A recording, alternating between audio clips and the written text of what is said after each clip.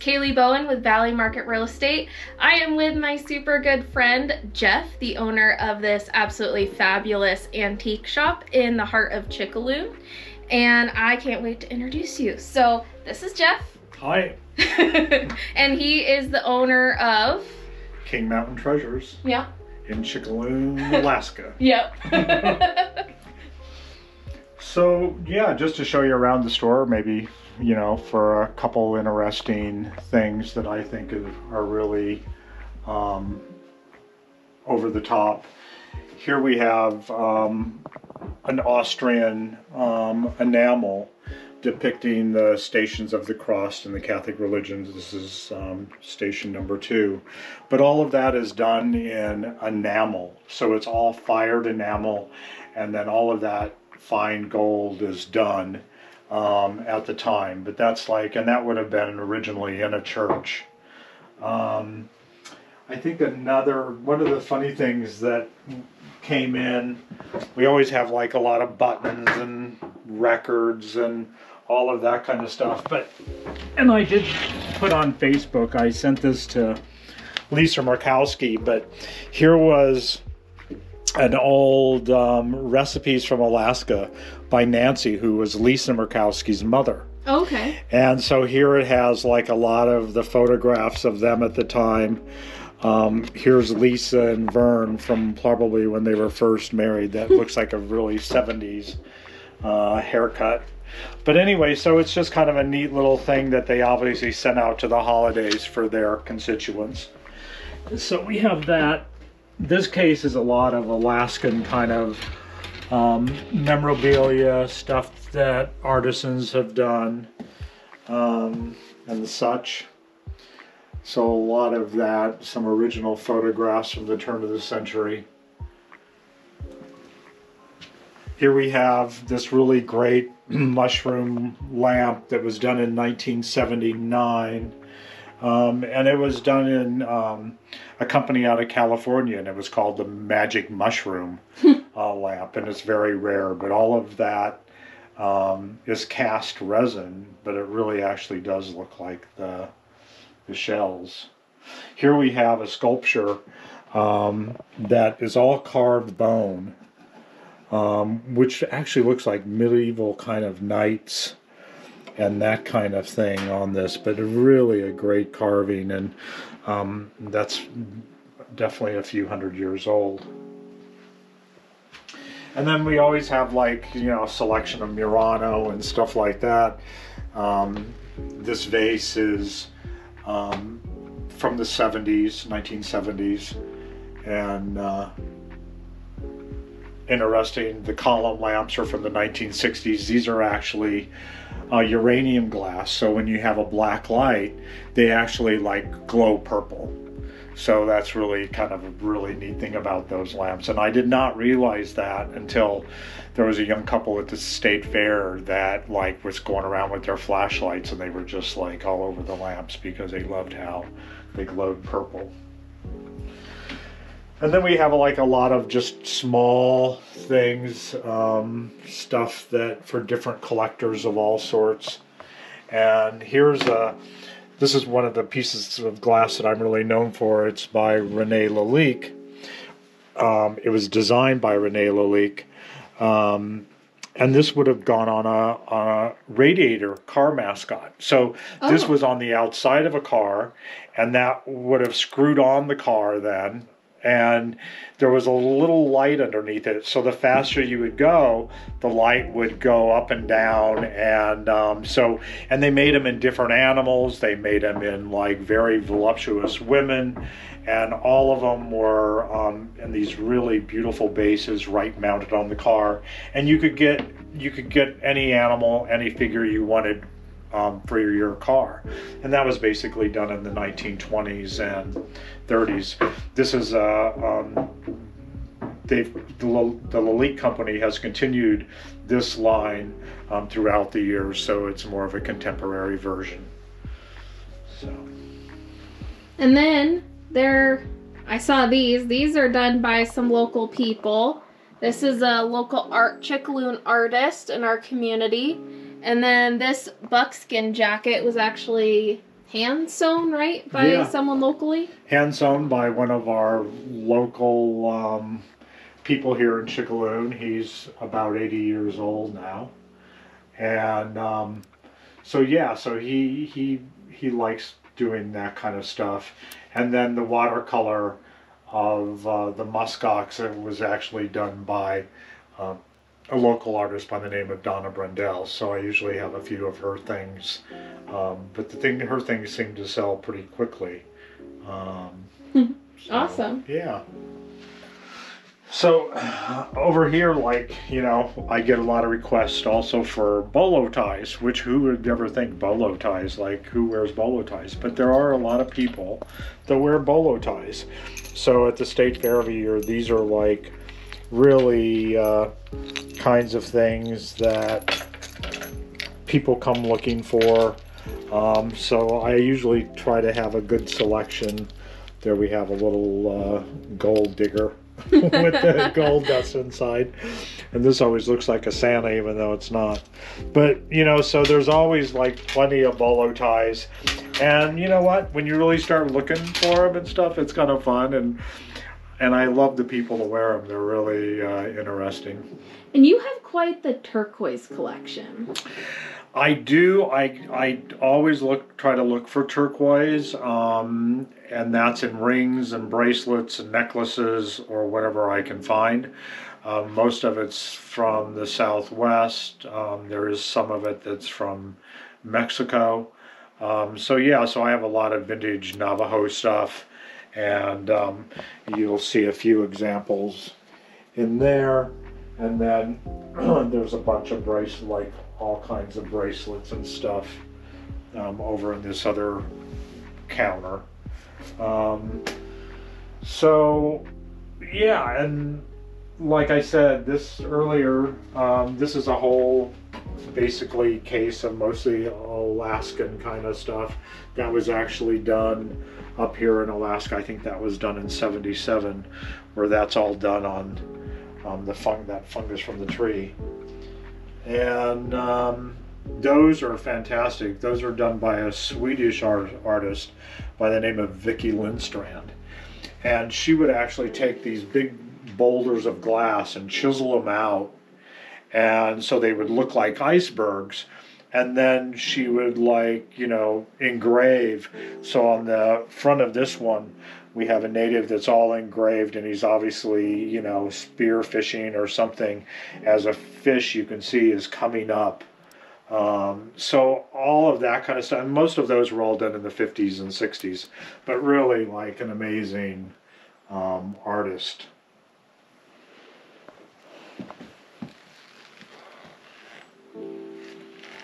I especially like the Yukon monkey. How many monkeys do we usually get in the Yukon?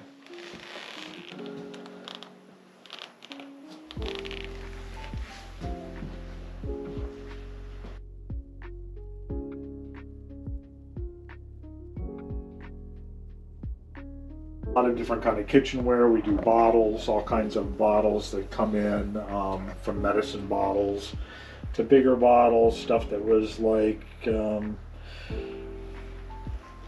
salvaged from the water. We also have a lot of people that come in that collect rocks, so I sell a lot of rocks in the summer.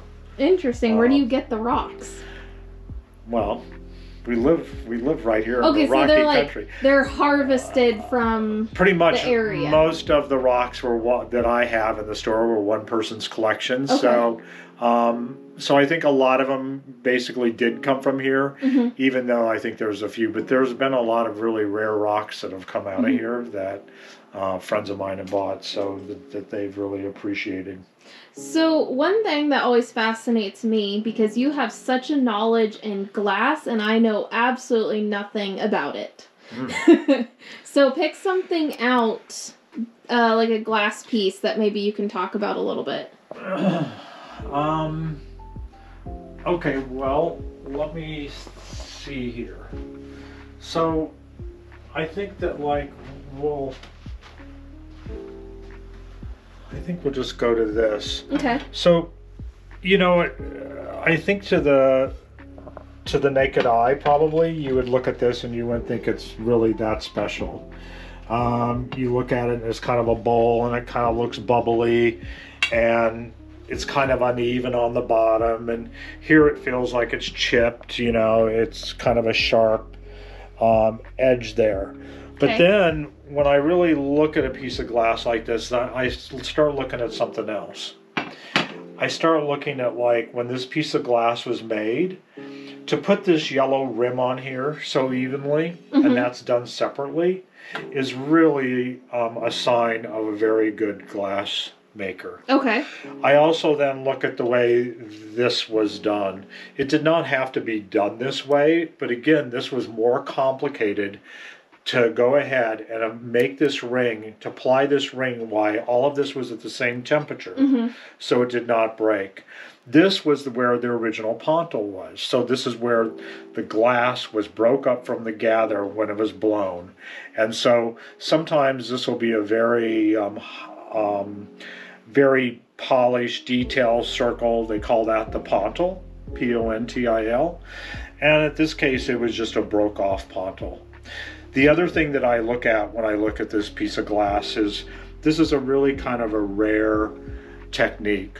With these bubbles and all of this that are in here, it's called pelagoso glass, which is basically, I'm not sure of the exact meaning, but what I do know it means is, like, it's full of little fine air bubbles and has this really great texture to it.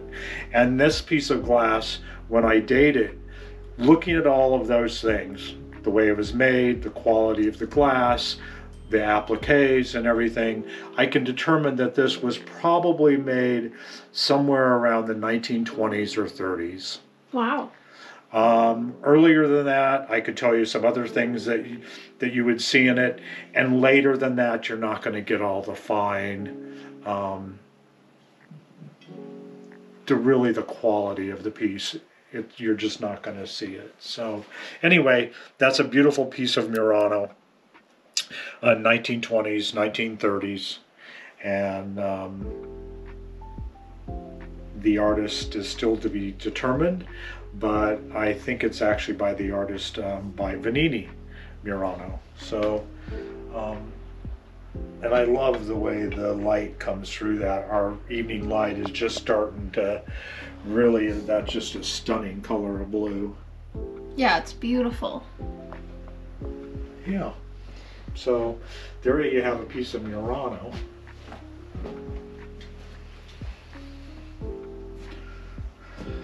What do you want to know up here? I don't know. I was going to try and pick something. Well, you pick it and I'll see if I can tell you anything about it. Ooh, this is a fun game. Of course, I know you know everything about it. No, you know, sometimes the words can escape you. Oh, do you need some buttons? We have all kinds of old buttons, appliques. You know, we have buttons from the turn of the century. I mean, look at how beautiful this is. This would have been like embroidered on a piece of probably a beautiful lace dress or something like that. But that's all handmade. Well, I'm looking at that super cool horn, the brush. Oh, this brush here? Yeah. So that was actually a shaving brush. That's what it looked like. And it dates from about the turn of the century. That's a horn at the top, and then you have bone holding that all together. And this is actually the brush, the shaving brush part is actually horsehair. So this is just a beautiful, you know, I'm sure that was made on someone's hunting trip or something like that, and that was their souvenir that they had made in memory of their trip. What else? Find something. I was looking at that too. That's again a piece of Murano, and when you look at that, how fine it is. The glass quality is very, very good. It's like very high in lead, hence the very much glow, the shininess that you get, the brightness of the glass, the crispness roundness. This would be the pontil here. So that little circle that was on the other one, this whole piece has been polished so it sets evenly. You'll see wear on the bottom of it. That's normal. That's to be expected. You really, when you're looking at an older piece of glass, and this is really heavy, and this dates actually from the 50s to 60s, you really want to see that kind of wear. Because nothing's going to sit around that long without having the wear on the bottom. And when you really look at that piece of glass also, you can see that there's a layer of blue, a lighter layer of blue, and then this purple center. And they call that submerso, and the way all those colors come together like that. Yeah, it's really pretty. Thank you.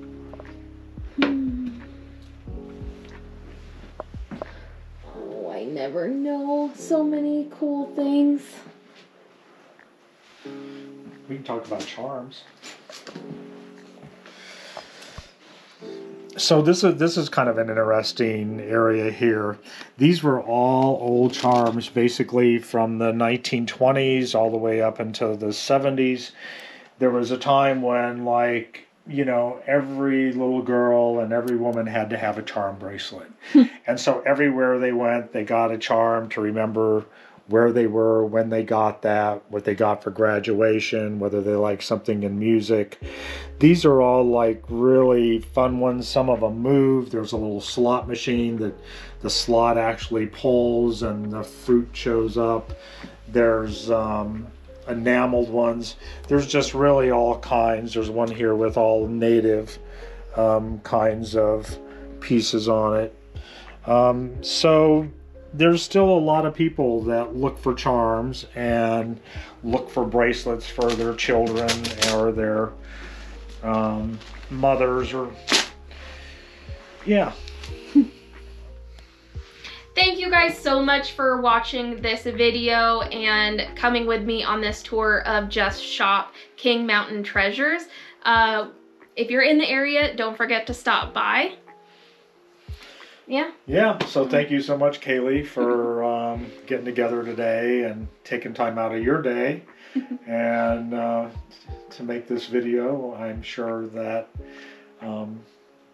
you have people out there that are just waiting to see what your latest video is. I know you have a few followers. So.